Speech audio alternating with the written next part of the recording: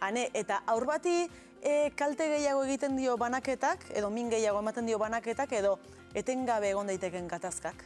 Noski, nik beti esaten dut banaketa bera ez dela trauma bat, baizik eta aurretik datozen gatazka guztiak, oihu guztiak, ez du, esan nahi duena ere, banaketa batek ez du zertan izan behar hori, ez asarretan oinarrituta, badaude beste faktore batzuk, baina kasu horietan mingarriagoa izaten da eta heridatxo hori egiten du kasu honetan gatazka horiek, ez banaketa berak.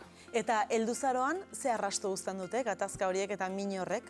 Egia da, banaketa hori ez bada erraza izan, eta etxean bizitzen den egoera zaila bada, alerta egoeran bizitzeko ohitura hartzen dugula, eta helduaroa iristen denean hainbat ezaugarrietan gainbehera izaten da, autoestimuan, abandonoaren beldurra, gure emozioetan ere, beti onarpen baten bila, eta badira faktore batzuk agertzen direnak, baina ez dira luzaroan, hau da, kontziente balin bazara hori gertatzen ari dela ez du zertan zure patua izan behar.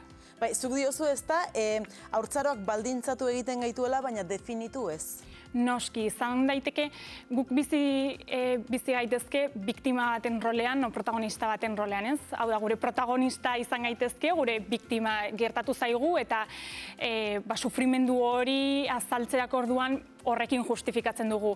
Edo, iragana bertan dago, besarkatu dezagun, ulertu dezagun, eta gure etorkizuna ez baldintzatu iraganeko gertakizun horiekin, baizik eta ikasketa bat izan daitekela. Eta haur batek edo agian helduzaroan ere, ez da, gurasoak banatu zaizkion pertsona batek agian errudun bila pasatuko du denbora bat, askotan errudun batzuk behar ditu, baina zuk diozu beste ikuspuntu bat ere izan daitekela ulertzea. Noski, errudun bila ari ganenean minetik ari gara. Guztiz, orduan egin behar duguna da, azkenean gure gurasoak egin dute ahal dutena dituzten erramientakin eta beraien zauriekin noski. Orduan, beraiek ulertzea, esan daiteke ez justifikatzea ez delako gauza bera. Zein da diferentzia, ulertzea eta justifikatzearen artekoa?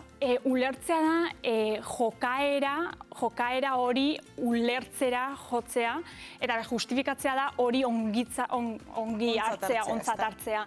Orduan ez da gauza bera, baina barkatu moduan, ulertzeko moduan, zuri ere horrek lasaitasuna ekartzen dizu. Azkenean gure gurasoak ere ez dira perfektuak eta gu ere ez.